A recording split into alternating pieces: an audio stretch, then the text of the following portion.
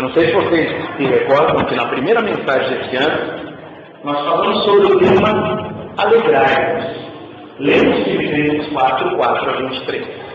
Hoje a mensagem vai estar um pouco relacionada com esse texto. Não está no texto de Filipenses, mas eu quero te convidar a ler comigo Romanos capítulo 12.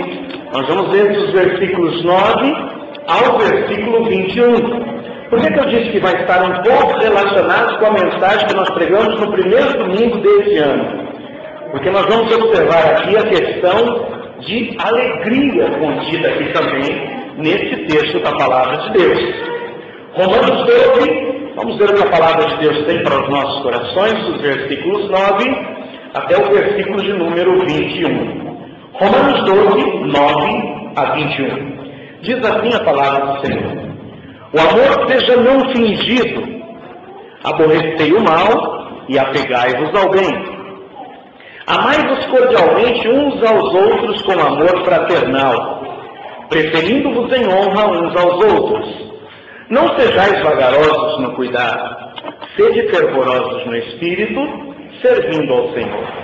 Alegrai-vos na esperança, sede pacientes na tribulação, perseverai na oração. Comunicai com os santos nas suas necessidades, segui a hospitalidade. Abençoai aos que vos perseguem, abençoai e não amaldiçoeis. Alegrai-vos com os que se alegram e chorai com os que choram. Sede unânimes entre vós, não ambicioneis coisas altas, mas acomodai-vos às humildes. Não sejais sábios em vós mesmos. A ninguém torneis mal por mal. Procurai as coisas honestas perante todos os homens. Se for possível, quanto estiver em vós, tende paz com todos os homens. Não vos vingueis a vós mesmos, amados, mas dai lugar à ira. Porque está escrito: minha é a vingança, eu recompensarei, diz o Senhor. Portanto, se o teu inimigo tiver fome, dá-lhe de comer. Se tiver sede, dá-lhe de beber. Porque fazendo isso, amontoarás brasas de fogo sobre a sua cabeça. Não te deixes vencer do mal, mas vence o mal com o bem. Amém? Uma vez mais oremos. Santo Deus, nós agora rogamos a tua direção. Tua palavra já foi lida e que o teu Espírito agora aplique esta palavra em nossos corações. É nossa oração que fazemos em nome de Jesus. Amém. Podem se assentar, irmãos. Eu diria que aqui nesse capítulo 12, nós temos algumas recomendações. Eu quero aqui trazer para você esse título: Recomendações em Romanos 12, 9 a 21. Eu vejo aqui algumas recomendações para um bom relacionamento nosso para com Deus, que a gente chama dessa nossa relação vertical entre nós e Deus, como também recomendações para uma boa relação horizontal entre nós e o nosso próximo. Eu diria que é um curso rápido sobre relações humanas. Você quer ser bem sucedido nas suas relações humanas? A gente vai observar aqui nos versículos 9 a 21 como a gente pode ser bem sucedido nas nossas relações humanas. A primeira parte do capítulo 12 nos fala da nossa relação com Deus. Tanto que o versículo 1 diz: rogo-vos, pois, irmãos, pela compaixão de Deus, que apresenteis os vossos corpos em sacrifício vivo, santo e agradável a Deus, que é o vosso culto racional. Devemos nos apresentar a Deus. E aqui diz, de uma forma racional.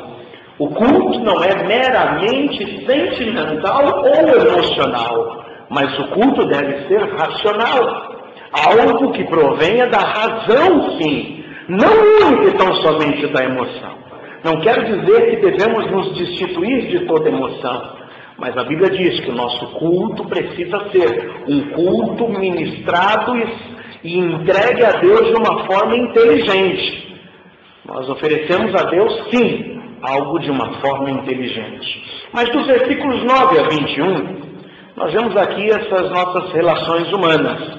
Veja que uma palavra aqui que nós encontramos nos versículos 9 e 10 é a questão do amor. Aqui está dizendo, olha, o amor não deve ser fingido. Ou seja, não devemos de forma alguma fingir, fazermos algo de aparência. Até porque esse amor não deve ser fingido, mas no versículo 10 diz que deve ser fraternal. Então nós devemos amar-nos uns aos outros, não de uma forma fingida e somente da boca para fora, mas de uma forma séria, de uma forma fraternal. Veja que o versículo 11, 12 e 13 trata sobre uma coisa interessante. O versículo 11 diz, não sejais vagarosos no cuidado. Irmãos, quantas vezes a gente é meio vagaroso, é meio devagar. A gente pode fazer as coisas, mas não faz em tempo oportuno. A Bíblia diz no versículo 13, comunicai constantes nas suas necessidades. Se há uma necessidade, a gente tem que ir de uma forma urgente, não vagarosa. Se a gente sabe que um irmão tem um problema e uma dificuldade, se o amor não é fingido, se o amor é fraternal, eu comunico nessas necessidades, mas não com vagarosidade. É para ontem, não é para amanhã. O versículo 14 diz, abençoai aos que vos perseguem. Interessante, né? Aos que vos perseguem. O versículo 17 diz, a ninguém torneis mal por mal. Ou seja, aqui está nos chamando a atenção que eu tenho que ter uma predisposição de olhar para o meu inimigo, para o meu adversário, de uma forma diferente. Tanto que, a Bíblia diz aqui, no versículo 18, quando possível, ou seja, quando depende de você, tenha paz com todos os homens. Por isso não vos vingueis a vós mesmos, mas dai lugar à ira. Quantas recomendações para as nossas relações interpessoais.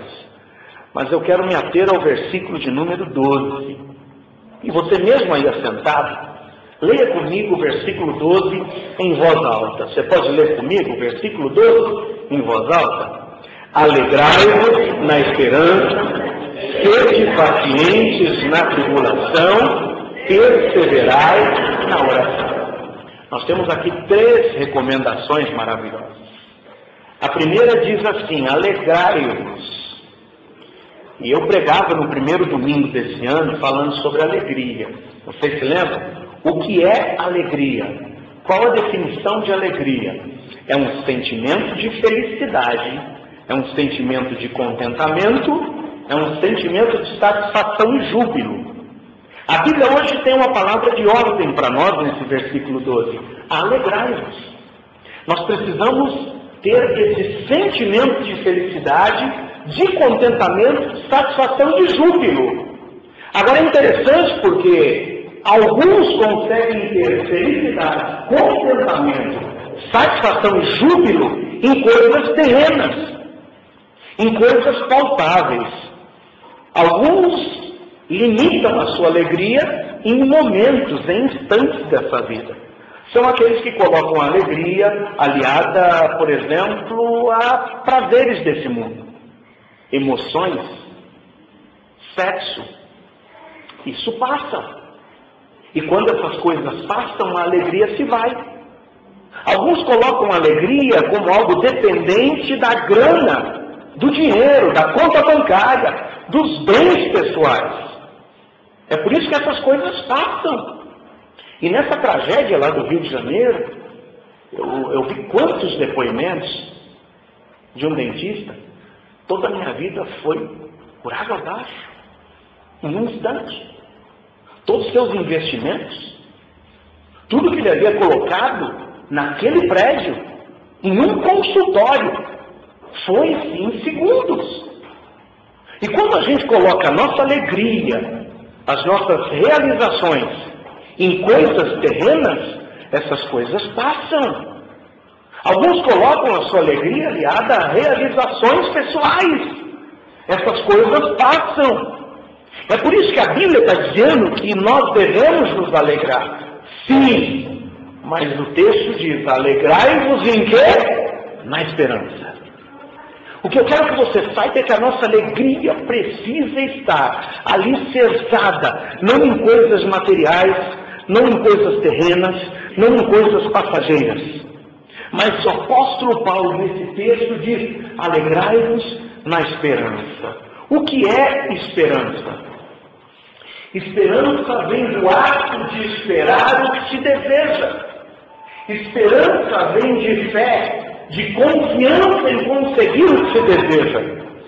A Bíblia diz que eu tenho que me alegrar na esperança. Agora, o que é definição de esperança para alguns?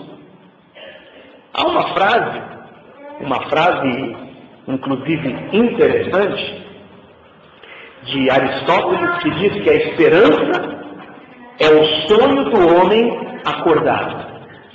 A esperança é o sonho do homem acordado. Mas aí para muitos esse sonho às vezes chega ao fim.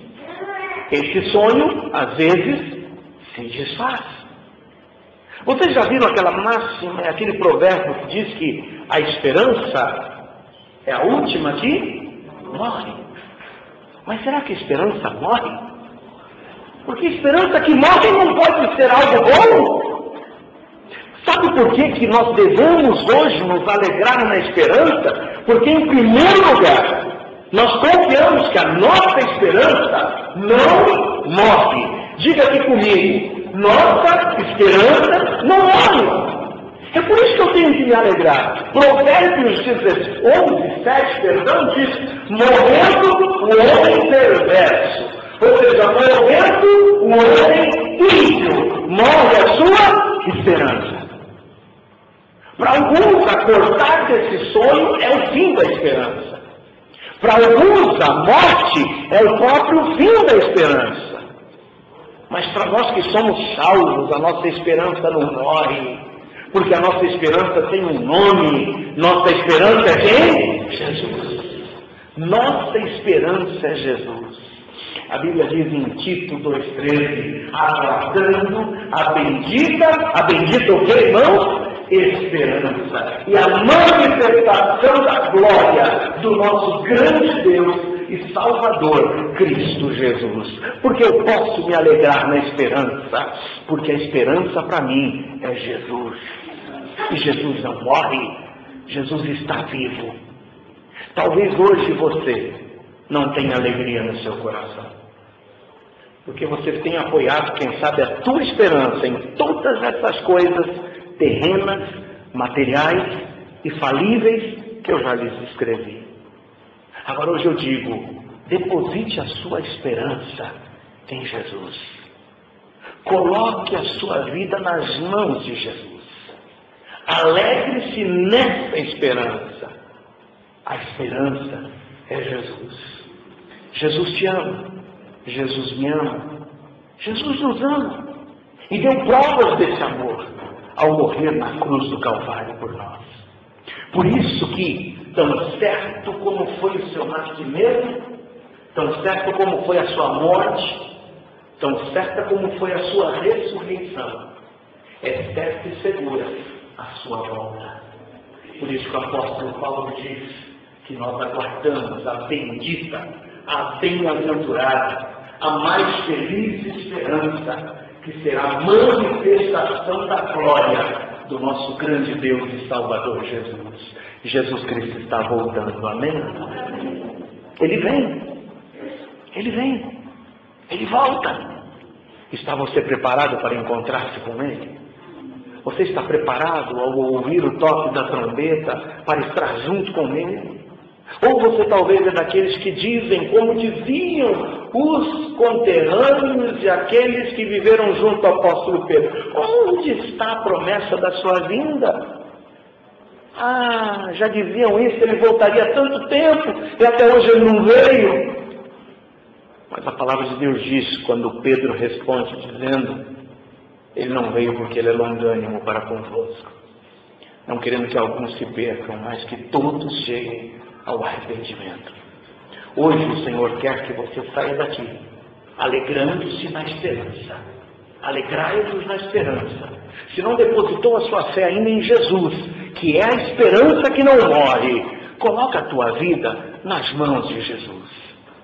Deixa a sua vida nas mãos de Jesus. Entrega o teu caminho ao Senhor. Confia nele. O mais ele fará. Alegrai-vos na esperança. Nós podemos nos alegrar nessa esperança. Esperança que nos faz lutar. Esperança que nos faz esperar. Seja quanto tempo for. Mas esperaremos porque sabemos que o Senhor tem para nós a mais bendita resposta. Esperamos como aquele paralítico que esperava 38 anos por uma cura. Esperando há 38 anos ao lado daquele poço. Esperando que alguém o lançasse naquelas águas quando o anjo viesse sacudir aquelas águas. Há 38 anos ele esperava que um dia a sua hora chegaria. E nós vamos continuar esperando o tempo que for necessário, mas com alegria. Porque podemos nos alegrar nessa esperança que é bendita, que é viva, que é real e que ocorrerá em nome de Jesus. Mas também, esse texto diz sede, mas sede o quê? Pacientes. Sede pacientes. Muito bem. Que é paciência? É a virtude que consiste em suportar as dores, os incômodos, os infortúnios. Agora, sem o quê? Sem queixas. Tenta comigo de novo. Virtude que consiste em suportar dores, incômodos, infortúnios, sem queixas. Aquele que está se queixando não vem a dizer que está esperando com paciência. Porque o paciente não se queixa. O paciente suporta, aguarda, sem queixas. É perseverança tranquila. É esperar, esperando. É seguir, seguindo. Isso é paciência. Agora a Bíblia diz que eu devo ter paciência. Eu devo ter essa virtude de suportar todas essas circunstâncias adversas. E não tem paciência. E não tem como eu definir paciência. A própria palavra paciência requer o quê? Dor, incômodo e infortúnio. Coisas ruins. É por isso que o texto bíblico não foge dessa realidade. Sede paciente, mas sede paciente em quê? Na tribulação. Tem como eu ter paciência se não for na tribulação? É por isso que muito cuidado, a gente sempre diz isso, né? Tem gente que diz, Senhor, eu quero ser paciente, me ajuda a ser paciente, me dá paciência, Senhor. Para que você possa praticar a paciência, será necessário infortúnio, dor, incômodo, tribulação. É por isso que Paulo diz, sede pacientes e sede pacientes na tribulação. Por que nós devemos ter paciência durante a tribulação? Por que você não deve se queixar? Mas por que você deve se alegrar? Porque nós temos a garantia, irmãos, do livramento de Deus nas nossas tribulações. Amém ou não? É uma certeza, é uma convicção absoluta. Salmo 34:19 diz, muitas são as aflições do justo, mas o Senhor o livra de quantas? Todas. Agora, não entenda o versículo errado. Ele não está dizendo que o Senhor vai livrar você das aflições. Mas ele diz que vai livrar você nas aflições. Ele vai te trazer livramento durante essas aflições, durante essas tribulações. Já cansei de dizer para vocês. O Senhor não livrou Daniel da cova dos leões. Mas o Senhor trouxe livramento para Daniel na cova dos leões.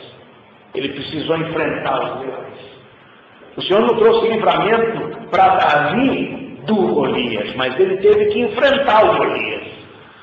O Senhor não trouxe livramento para Sadraque, Mesaque e Abdenego da fornalha de fogo, mas trouxe livramento para eles na fornalha de fogo. O Senhor não promete te livrar das aflições, das provações, dos problemas e das dificuldades, mas o Senhor promete te livrar nas dificuldades, nas tribulações, nas angústias. Você está preparado para isso? Diga amém. Alegrai-vos. Alegrai-vos na esperança. Mas sede pacientes na tribulação. Vai vir tribulação. Vai vir dificuldade. Mas hoje a palavra de Deus diz: eu tenho que ser paciente. Seja paciente, não se queixe. Entrega isso ao Senhor. O Senhor é conhecedor dos teus problemas. O Senhor é conhecedor das tuas aflições. Não se queixe. Entrega ao Senhor. Confia nele. Mas o terceiro conselho no versículo 12. Não somente nós vemos: alegrai-vos na esperança. Como vemos: sede pacientes na tribulação. Mas por último, é o quê? Perseverar. O que é perseverança? Perseverança é constância e firmeza. Eu posso dizer que eu sou perseverante quando eu me mantenho constante e firme. Algo perseverante é algo que não muda. É que tem constância e firmeza. Agora, em que o Senhor nos quer essa constância e essa firmeza?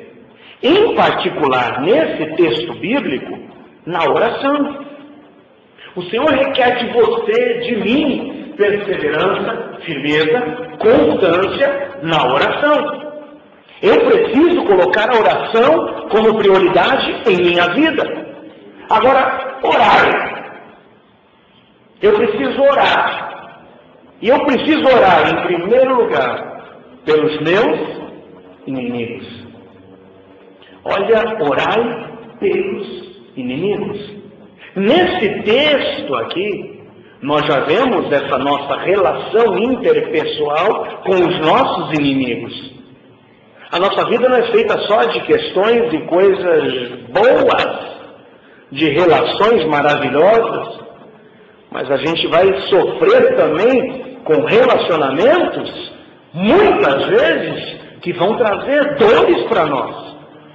E como deve ser essa nossa relação com esses ditos inimigos? A Bíblia diz, em primeiro lugar, ore pelos teus inimigos. Lá em Mateus 5,44 diz: amai a vossos inimigos, bendizei os que vos maldizem, fazei bem aos que vos odeiam, e o quê? Orai pelos que vos maltratam e vos perseguem. Qual o teu sentimento para com aqueles que desejam o teu mal? Vingança? O texto de Romanos nos diz aqui no versículo 19: não vos vingueis a vós mesmos, mas dai lugar à ira, porque está escrito: minha é a vingança, eu recompensarei, diz o Senhor. Portanto, se o teu inimigo tiver fome, dá-lhe de comer, se tiver sede, dá-lhe de beber, porque fazendo isso amontoarás brasas de fogo sobre a sua cabeça. O que você tem pensado daqueles que têm desejado mal para ti? Vingança? A Bíblia hoje diz: eu tenho que amar, eu tenho que bendizer, eu tenho que fazer o bem, mas acima de tudo eu tenho que orar. Orai pelos que vos maltratam. Sabe qual é a melhor arma contra aqueles que se opõem a nós? A oração. É com oração. A oração, irmãos, derruba muralhas. A oração abre caminhos. A oração derruba qualquer obstáculo. A oração é como uma alavanca que nos impulsiona para as grandes vitórias. Por isso que a Bíblia nos diz: perseverai, e perseverai em quê? Na oração. Orai pelos inimigos, mas orai também para que não entreis em tentação.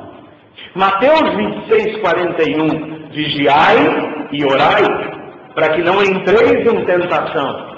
Na verdade, o espírito está pronto, mas a carne é fraca. Eu preciso ter uma vida de perseverança, ou seja, firmeza, constância na oração, pelos meus inimigos, pelos que me ferem, por aqueles que estão uma pedra no meu sapato, por aqueles que estão chutando o meu calcanhar. Eu vou orar por eles, eu vou entregar eles na mão de Deus, porque a vingança é de Deus, não minha.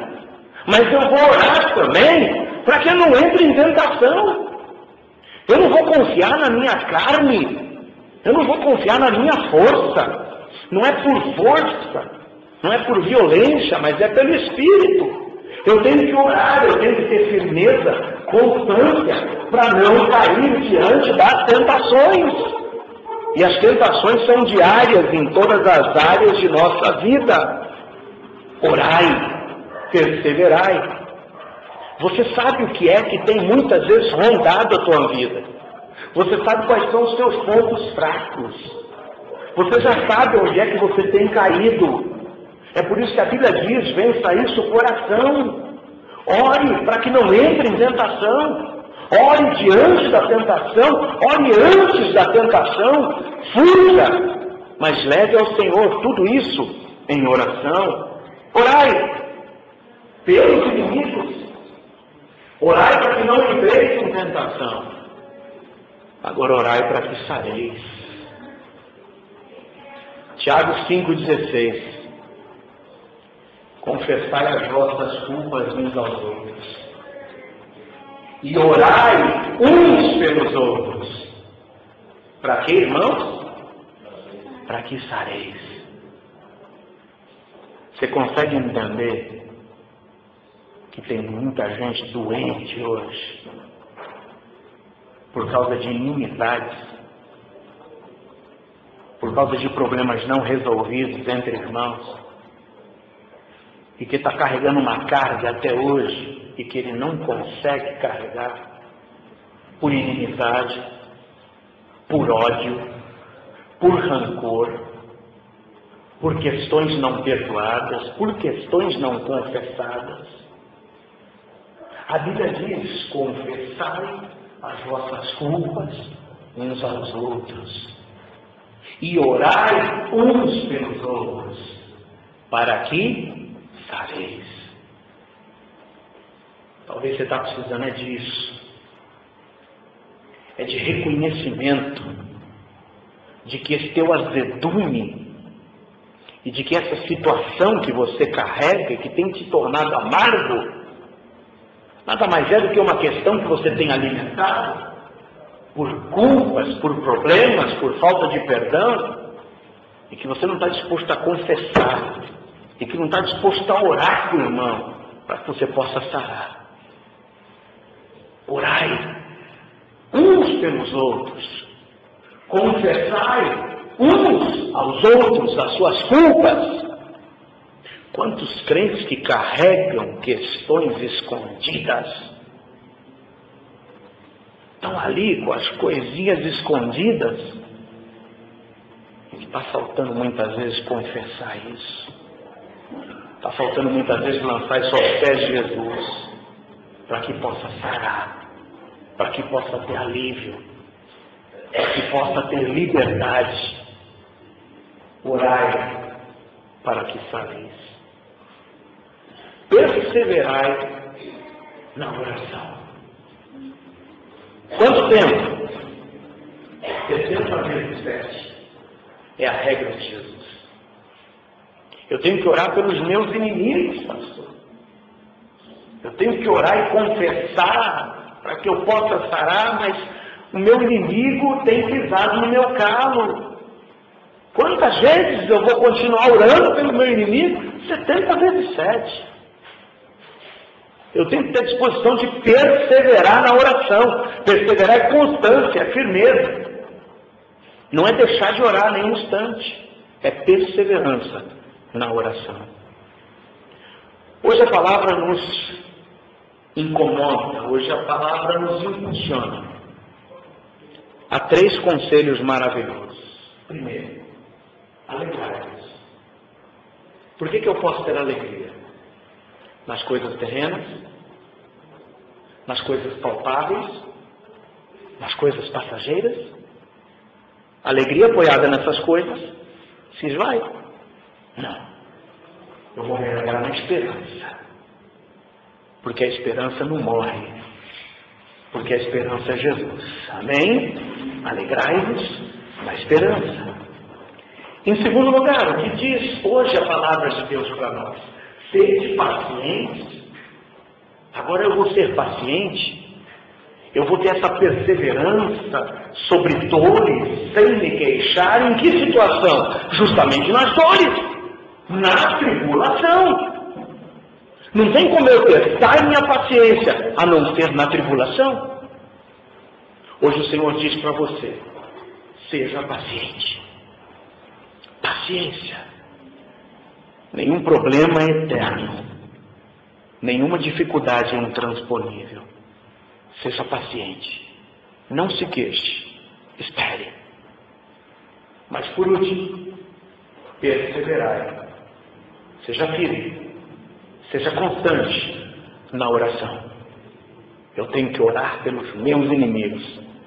Eu tenho que orar para não cair em tentação. Eu tenho que orar com o meu próximo, para que eu possa sarar, para que eu possa tirar esse peso das minhas costas. Eu não sei se é aí que Deus fala no seu coração. Se há rancor, se há ódio, se há questões não resolvidas, entrega isso ao Senhor hoje. Confessa suas culpas. Ore uns pelos outros, para que vocês possam sarar. Não saia daqui doente, mas saia daqui alegre, e alegre nessa esperança. Fecha seus olhos, eu quero orar por você.